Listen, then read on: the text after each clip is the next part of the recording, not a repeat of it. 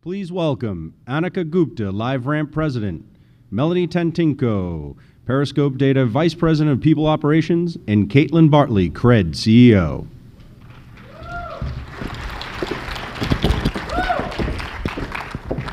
All right, I'm on. Welcome, guys.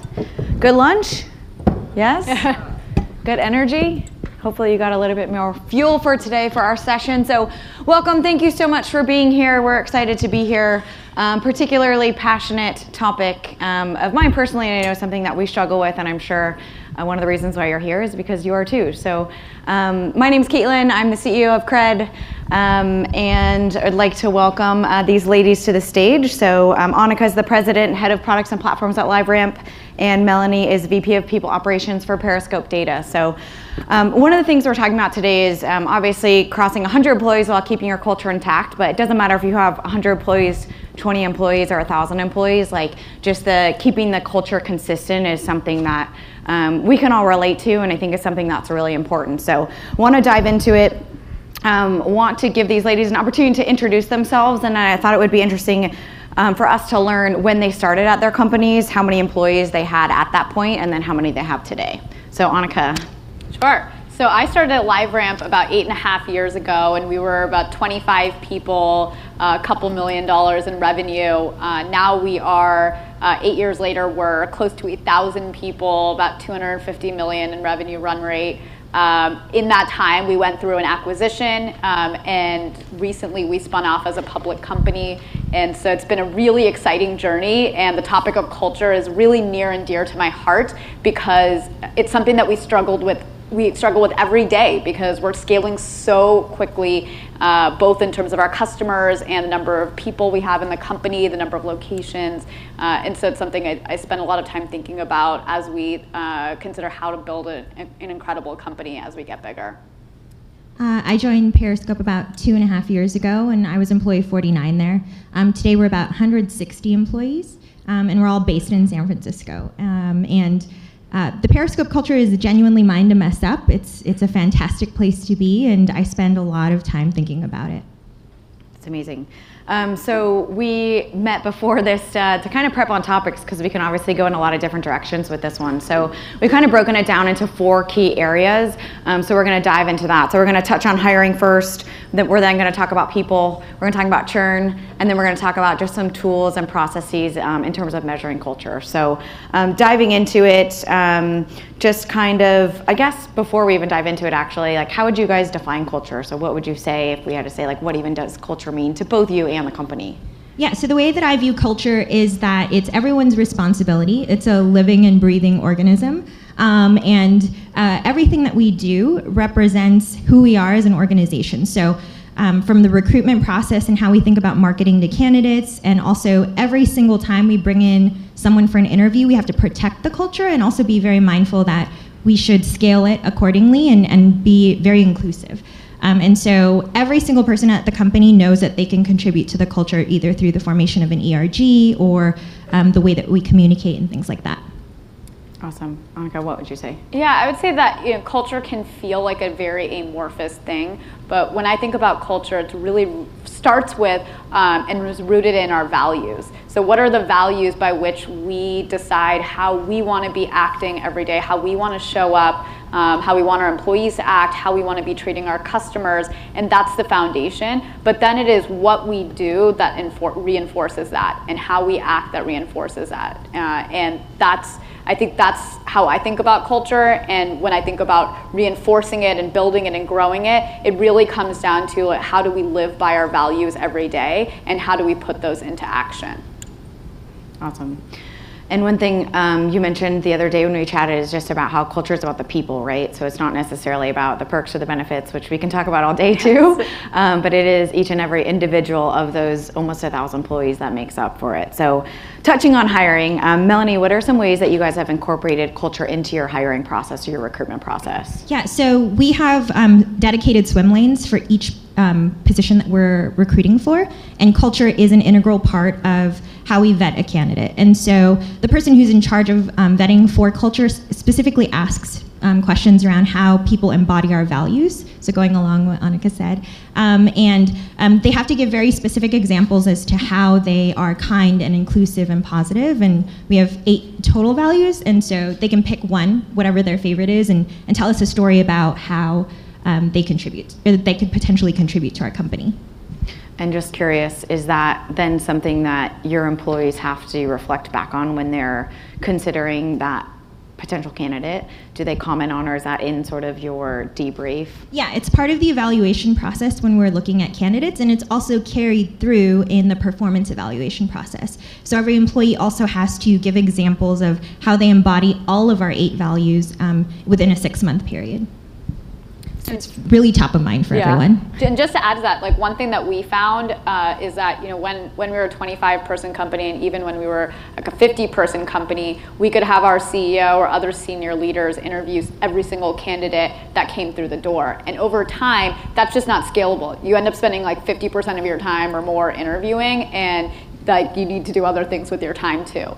And so what we've found is over the years, as we just are bringing in more and more people, we've had to tweak the way that we think about interviewing for culture and who are those people that are going to be those ambassadors for a culture. So we put in place what we call our talent ambassador program, where we had different people from different teams in charge of interviewing for culture. But even that process broke down last year because we were bringing in so many new people, and those individuals on the team ended up being bottlenecks in recruiting. And so we've had to go back and reevaluate again, how do we just get each person in an interview panel interviewing for one element of culture, so that we're able to scale the hiring practices and still look for those critical elements of culture without creating blockers and creating a slow interview process for the candidate.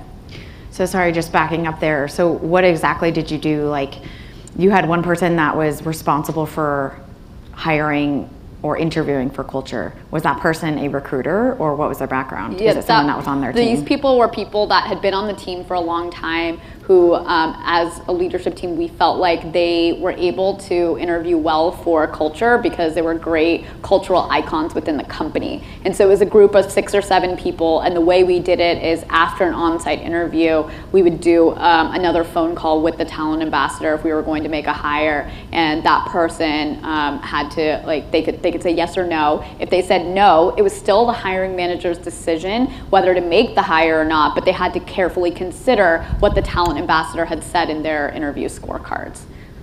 So we take a slightly different view on the culture ambassador at Periscope because, again, everyone contributes to the culture. Everyone should be able to evaluate against it. And so it helps us scale from an interview scheduling process, which we all know is really hard to do.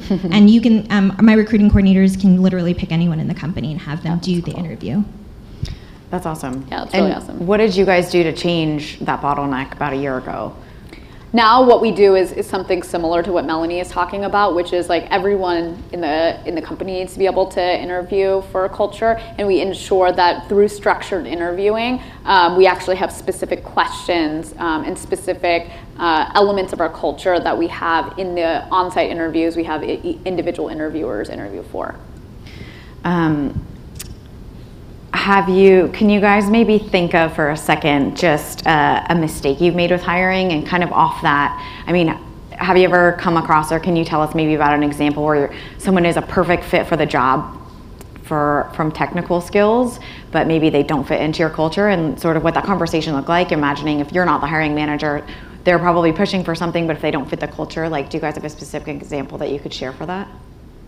Sure. I think making hiring mistakes, it happens all the time, right? It's really, interview processes are imperfect, and you're never gonna know whether someone actually is gonna perform in the role until they're in it.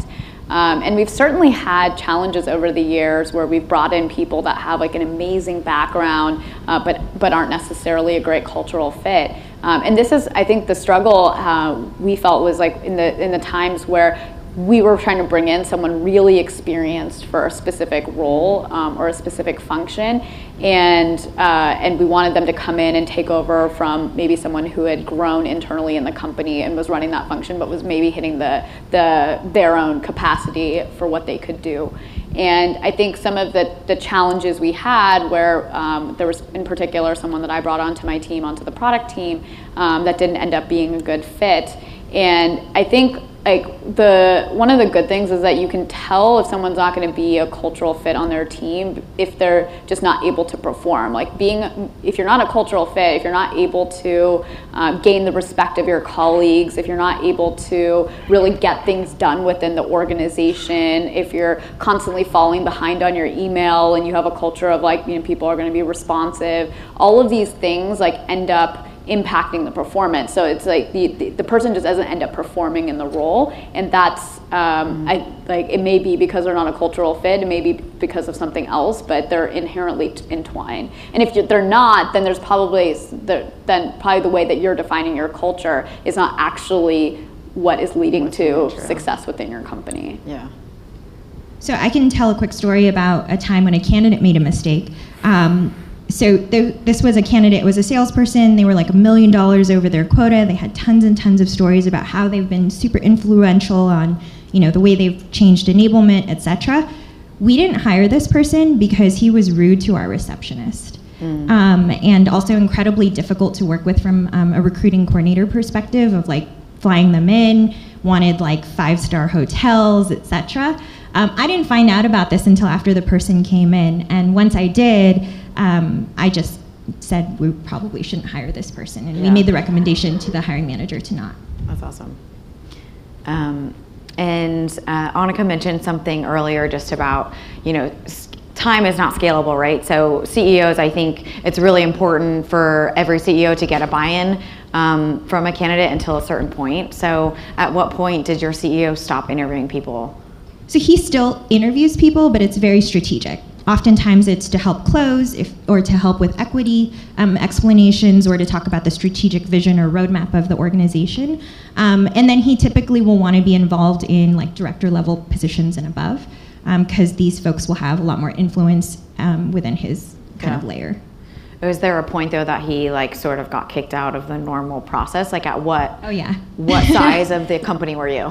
I think, I was employee 49. I think he stopped interviewing everyone at like 53. Okay. We kept that process too long. So we probably should have stopped at 53. What about you? I think we stopped at like probably 200. But yeah, that point it's like you're spending 60% of your time interviewing. Yeah. And that's... Well, Oren and Travis obviously made that a priority too, which is great.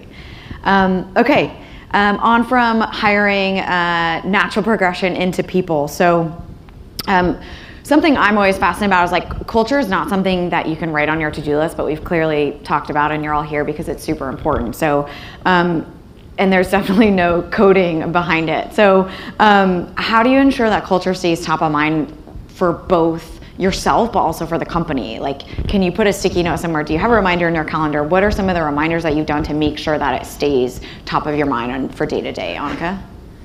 So I don't think I need sticky notes to remind myself of this, just because it's so inherent in like, is my team performing well? Are people motivated? Am I ensuring that I'm creating an environment for the company where people feel like they can be successful and they can help the company move forward? And so I feel like it's the part of the fabric of what I do. But it's certainly like when you're thinking about, your culture is on some trajectory, and you need to be an active player in defining like what that trajectory is. Otherwise, it can go in a direction that potentially you're not excited about or you don't think is good for the company.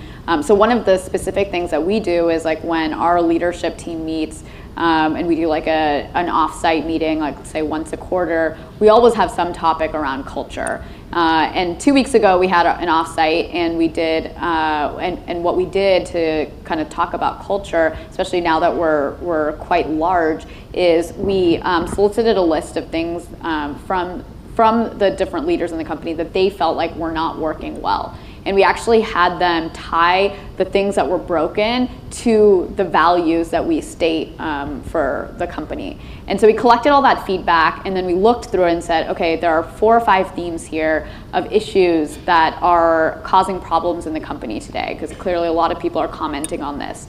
And for example, like one of them was escalations.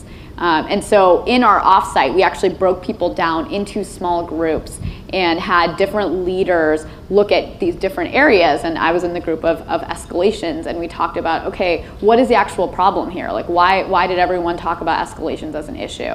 And so we talked about, okay, this is the problem. We talked about what are the things that we can do to help solve this at a great scale, and what do we need from our employees to do that.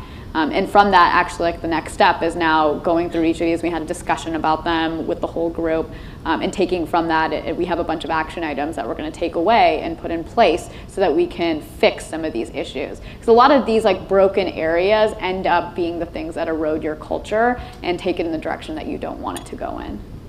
Awesome. Yeah.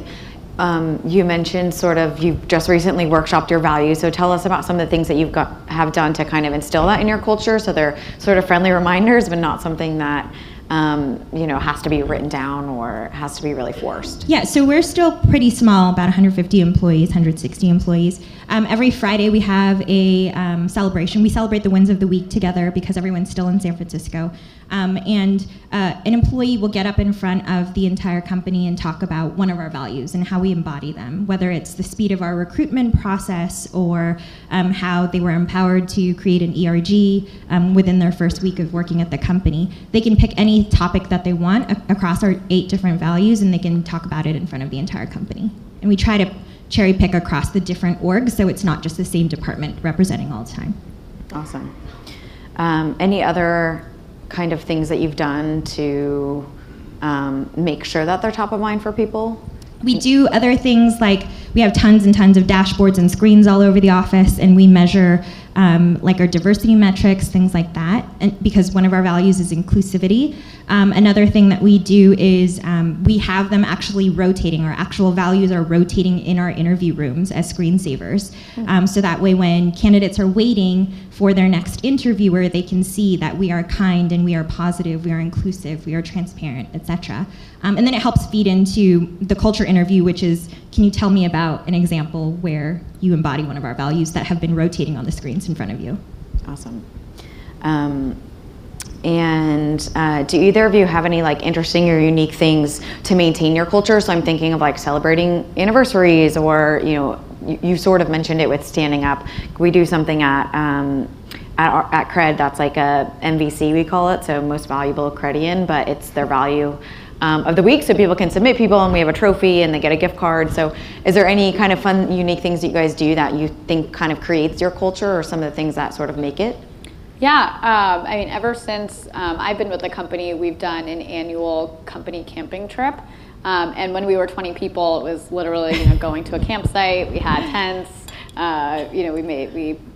We cooked food together. Now we go to like this big like it's an old Boy Scout camp, and now it's an events venue up near Mendocino, and we bring almost the entire company out there.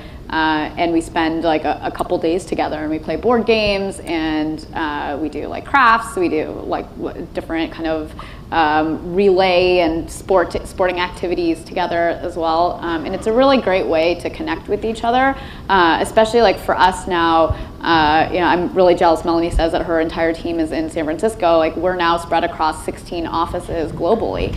And so it's really hard to sometimes stay connected to all the people, especially when we have so many new people starting in every location. And so getting everyone together in person and really being able to spend that time together, we found that it really helps teams work better together. Because now you can put a face to a name, you have a relationship with someone. If you need something, when you go ask them, you're not just this nameless, faceless person that they don't know, but they're actually like willing to help you. Awesome. Do you guys have any? Yeah, I think that one of the unique things that we do is, again, I mentioned this earlier, but we actually have employees and their managers evaluate each person on the values. So they have to give a very specific example of how they've embodied the values, and then their manager can collect 360 feedback, or in their own observation, they can create that example as well. What's really interesting is seeing the juxtaposition against like what someone believes is kind versus what their manager thinks is kind. And then we have really interesting conversations there. Around how to define it. Can you maybe give us an example of like a kind trait? Or I mean, I've seen something as simple as, I held the door open for our security guard when he was delivering boxes. Like, that is an example of being kind. It's not something you think of every single day, but it meant something to that employee to think to themselves, oh, I am embodying the values. Yeah, and they were obviously hired for being nice. Annika, some people have been at Liveramp since day one, which is crazy to think about. Why do you think they've stayed? I think it does. You're one come of those people. back to the culture. Yeah, I mean, I've been there for a long time, and that's unusual, especially in San Francisco. I think a couple of things. Like, I think we have created a company where people are really excited to come to work every day. They know that they have a lot of growth opportunities. We really show by our actions that we're willing to put people into stretch roles and allow them to grow into those roles, while balancing that out by hiring experienced people that can mentor others on the team.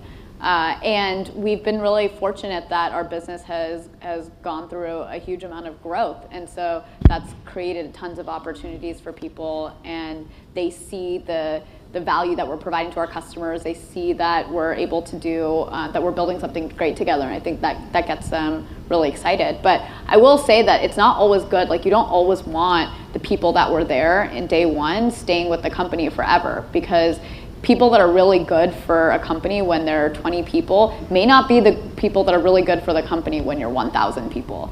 And that's the reality, and that's sometimes a tough position that you're in, is like trying to figure out, do you want to keep, like, who do you want to keep in the company, and who are you okay with churning out? And they're like, churn is actually a good thing. You do want people leaving the company if they're no longer a good fit for the company. But you have to be really, if you're good about your culture, you're good about setting the vision, good about saying what's expected of people, then you can be in control of the people that are churning out and the people that you're bringing in, and ensure that that culture remains vibrant, and ensure that you're setting up your teams for success. That's amazing. We were originally talking about this topic, and we actually 2 or 3 weeks ago, like, the topic was scaling our company with zero churn, and it was not a heavy debate because we all agreed, but a certain amount of churn is a healthy thing, right? So one question I had is like how you account for churn, and how you almost, like, it's a healthy thing, but it's not necessarily something that's positive when you're thinking about employees leaving the company, especially if you don't have that many. So Melanie, like, employees leaving, obviously we're arguing in this case that some churn is a good thing. How do you plan for this? So especially in your role, like, looking at reporting and forecasting, what are some ways that you can kind of plan for churn when you're doing looking quarter over quarter, year over year? Yeah, so any team that has more than 10 people, I typically will forecast 20% attrit. So I'll put a backfill forecast into that, and so I can staff my team accordingly. You never want to be caught, in October having to fill 40 positions because a bunch of people have left. So if you're forecasting for it, I typically will do, again, 20%. It's typically a best-in-class kind of metric, but if I know, for example, through an engagement survey, the manager isn't doing very well, I might tick that up a little bit more, or tick it down if a manager is doing really well. Okay. And do you have, is 20% your ideal, or is that just kind of an average based on your past history? It's just an average that, based on my past history. One question while we're talking about churn is, I feel like obviously we're in this little bubble in terms of location, so maybe more for you, Annika, when you have different locations, not even around the country, but around the world, like, what does that look like in terms of accounting for churn in somewhere like the Silicon Valley, where it's super, super competitive and there might be a lot more churn, versus elsewhere? Like, do you actually account for things like that when you're looking at different offices? Yeah, we do. We don't do, because we're large enough now, we kind of apply basic heuristics like the 20% to our teams in general, and just kind of assume that that's going to be the attrition rate. However, it's very true that depending on the location that you're in, you're going to get very, very different attrition rates, even within the US. Like, we have a team in Philadelphia. They're an amazing team. We have zero attrition on that team. And obviously San Francisco is a different story. And then we have teams in China and in London and Paris. So we have teams all over the place. And it's definitely true that the attrition rates are different. What's also different is the time it takes to hire someone. So in Paris, for instance, the labor laws are in such a way it's going to take, it's going to take 3 to 6 months once you open a role to actually put someone in that role. So all of these metrics we have to balance, knowing what the labor markets are like in different areas. And then when someone leaves, what does that process look like for both your companies? So I'm talking about in terms of like the way you guys communicate it to your team. How do you make sure that your employees that are staying still feel valued? And sometimes that can be a hard-hitting thing. Sometimes it's for the better, but not always. So just how do you guys communicate it currently at your companies, and sort of what does that process look like? Yeah, so this has evolved over time for us. We've done a lot of mistakes here. First, we didn't announce departures at all, and then employees gave us feedback that they didn't like that their friends were all of a sudden missing. We also tried to do it via Slack. That was really interesting because then you'd see like all these little emojis pop up at the bottom of it, and then there'd be like a happy announcement and then a sad announcement. That was interesting as well. Now what we do is we put together really thoughtful emails, which are sent to the entire company. It talks about what a backfill plan looks like. It has a link to the job description to communicate clearly what we're looking for. We remind people that we're looking for referrals. And then we also just open it up and say, if you have any questions, please come see me or see Melanie directly. And she's happy to give you color within the legal boundaries of what I can talk about. We don't put that in the email, but that's like the normal MO. We for a very long time now have sent out emails kind of similar to what Melanie is saying, announcing people's departure. One thing that we really do is we try to celebrate people when they leave. And so we celebrate them in the email we sent. We thank them for their contributions. Often like their team will organize like a happy hour or like a dinner or lunch or something to celebrate the contributions of that person. We do exit interviews as well to understand like, hey, is there like what could we be doing better? And also to understand like, would this person actually like to come back and work at Liveramp again? And we've actually had people leave and come back. And I think if you treat people really well when they're leaving the company, that pays off in the long run, because maybe they'll come back or maybe they'll refer their friends. And we get a lot of referrals from people that have left the company over the years. And so I think what's just really, really important is that whatever you do, you're treating people really, really well. Yeah, it's funny. I feel like people always get so nervous to announce a departure and they don't know how people are going to take it. And I mean, the tactic that you guys used to take of like, all right, it's done and move on, like it's surprising to me, but in some ways it's not of how employees that are staying actually want to know, and they actually want to support that person that's leaving. And Annika, to your point, we were talking backstage about the boomerang effect. So when somebody leaves, you don't know where they're going necessarily, and you never know when they're going to come back. So that could be coming back as a new employee, it could be coming back as a client, it could be coming back as a partner, it could be referring their friends. And so just making sure that experience or that exit process is really positive for that person is super, super important. And I've also had feedback too of, people are afraid to tell me that they're going to leave, and you want to make sure that they feel confident enough and supported enough that they can do so. So that's great. Moving on, I guess, that's kind of all covering churn. I want to really focus on like tools and processes for measuring culture. So we've kind of talked about, it's not really a numbers thing, maybe it is a numbers thing. Melanie, you have referenced some dashboards of how you guys sort of, not even just measure culture, but probably some numbers or tactics of how you can really just keep a gauge or a check on culture. Can you tell us a little bit more about what that looks like and how you guys have actually built it yourself? Yeah, sure. So Periscope is, I'm really lucky because I get to I have a team of data analysts that help me out, and I can measure anything in the company. And so I can measure, I have dashboards that tell me, are we promoting women or men faster within the organization, and what the average time to get a promotion is within our company by manager, by department. I get to look at our gender splits over time. And one of the fun things that I just saw this morning when I was prepping for today is across individual contributors, our management layer, and our executive team, it's all the same split for gender, 44% female, 56% male. And like nice. That was really cool to be able to say, all the hard work that my team has put together and all of the interviewer panels, it's been fun to watch that progress over time and see that split change. Do you have like one metric that's your favorite or that's really top of mind for you to track?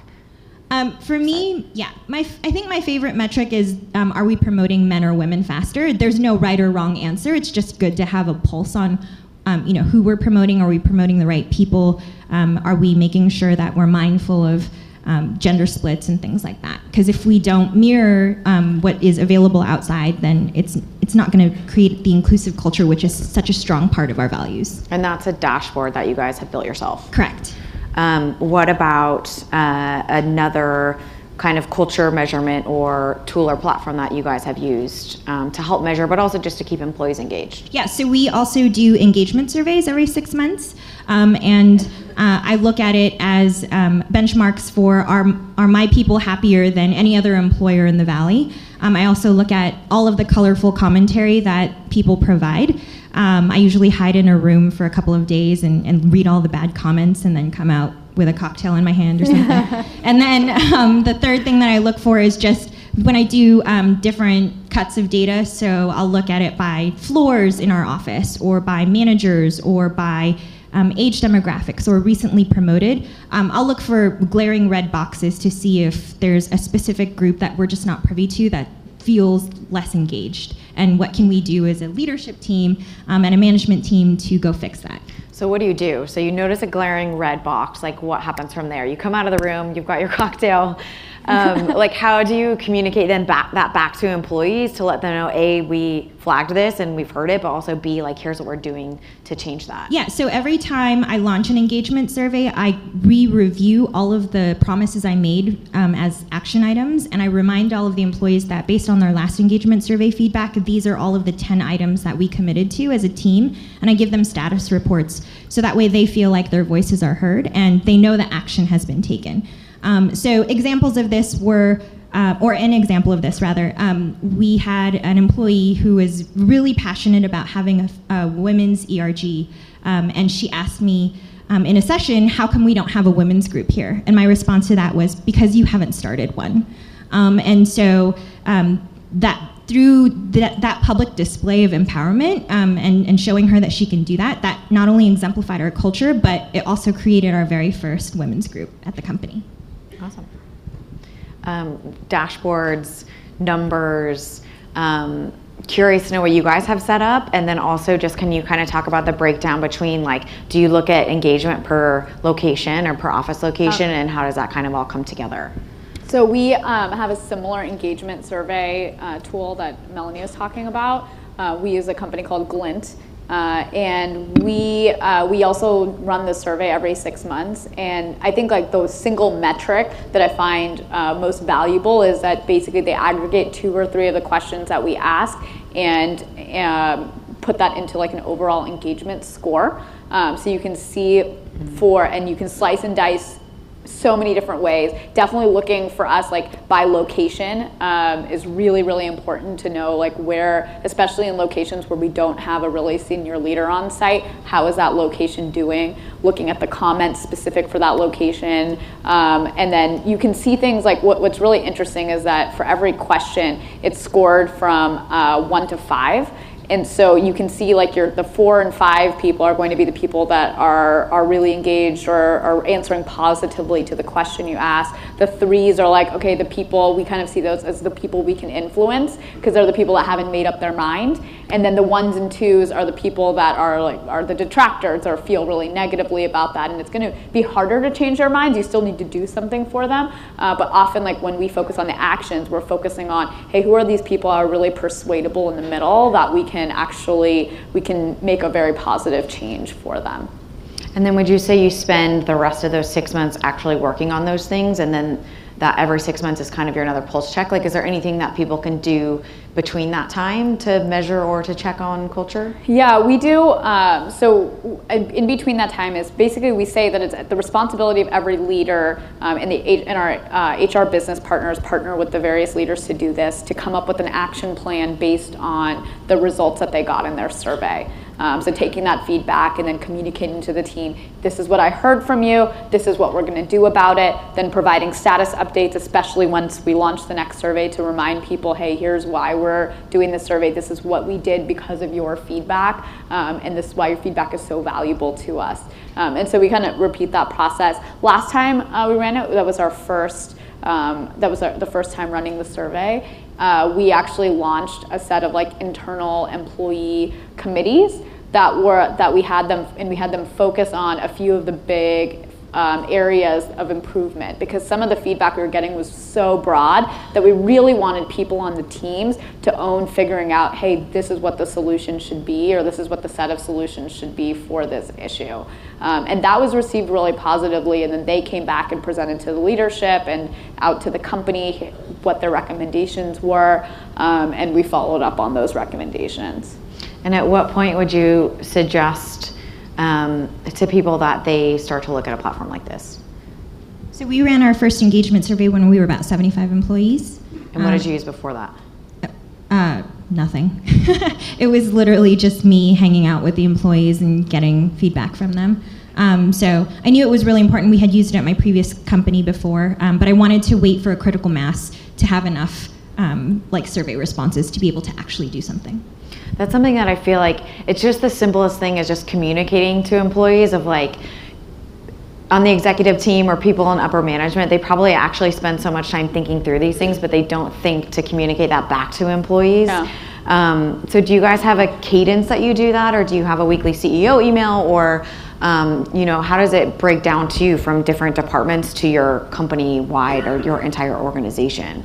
Thinking purely in terms of communication, and this doesn't have to just fall back on culture, it can fall back on transparency of numbers, yes, or processes or major changes that are happening, critical updates. So what are some ways that you're communicating that, like to make sure all employees feel involved and engaged? Yeah, we definitely think transparency is really key to keeping people engaged. So there are a lot of different ways in which we're trying to communicate information out. And one of the challenges that we face now that we're a lot bigger is that there's so much information that you could communicate. You can't communicate all of it because you'll inundate people with stuff that isn't relevant to them, and they'll stop reading.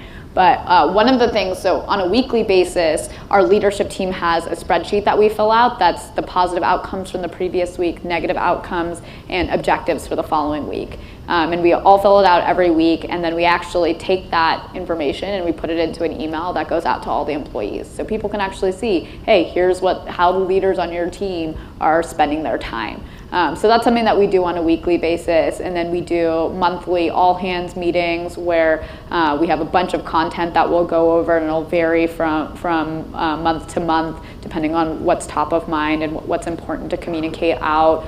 Each sub-team on our team has their own team meetings, and there's information conveyed there. We have Slack. We have a lot of different tools, and then we try to be really thoughtful about what it is that we're communicating out and what's the best forum for communicating a particular piece of information, so that some forums are better because you can engage with people and get them to ask questions, whereas others you just want to push information out, and so it's a constant work in progress, and as we continue to scale, we constantly have to be evolving the ways in which we could communicate to our employees. All right, Melanie, we're getting close to time. So 3 things that people can put in their dashboard to scale culture. You've already mentioned gender, or I guess just gender. I don't want to put words in your mouth. So what are 3 other things that people can measure or put on their dashboard? I would probably say take a look at just the traditional EEO cuts of what your employee demographic looks like, because you can't improve if you don't know where you are, right? So look at parental status. When I joined the company, there was 1 parent in the entire organization, and now we have 13. That's great for us. Because of that, we've had to redo our entire benefits program because we didn't really cover dependents at the time that I joined. So things like that. So parental status is one, and I would also take a look at where's another dashboard that would probably be useful is where's the bulk of your employees coming from, either by company or by location, because that'll help inform kind of where you target your recruitment efforts and things like that. Okay. Last minute, we're going to do something that I like to call rapid fire. So I've got a couple questions. They're going to list off the first thing that comes to their head or just a 5-second answer. So some of them are easy. Don't worry, guys. Okay. All right, Annika, favorite or latest book you've read about culture? Book about culture. You can go if you don't have it. I'm going to say Powerful by Patty McCord. Okay. One thing that keeps you up at night? Besides retaining employees. Yep. Do you have one? Same. The percentage of your role or time that is dedicated to culture, if you had to just throw out a number. 20%. 183%. And then last, what would you do differently if you could do it again? You came up with this question. There's so many things. I would hire people for the scale that we think we need in the future versus hiring people for the scale of the company that we are now. Awesome. I would have probably implemented managerial training a lot earlier. I spend a lot of my time unwinding bad behaviors at the managerial level, and so implementing that earlier would probably be my one. Cool. Well, thank you both. This was great. Hope you guys found it helpful. Thank you.